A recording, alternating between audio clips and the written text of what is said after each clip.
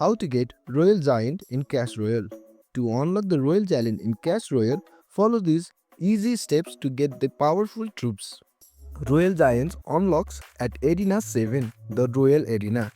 Win 1 versus 1 battle to gain trophies and reach 2000 plus trophies to unlock this arena. You can also open chest for Royal Giants card. Once you reach Arena 7, you can find Royal Giants card in Silver, Gold, Giant Magic and Legendary chest, Crown chest and free chest when available, Clan War chest and tournaments. Buy Royal Giant from the shop.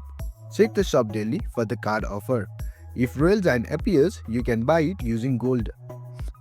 Join a clan and request Royal Giant cards from your clan mates. You can also request card 7 hours for the faster upgrades. You can use wildcard and trade tokens. And that's it. Now you know how to unlock and level up Royal Giants in Clash Royale. Thanks for watching. If you found this helpful, give it a thumbs up and consider subscribing for more tutorials. Drop a comment if you have question or suggestion for future videos. And don't forget to check out our playlist. See you in the next one.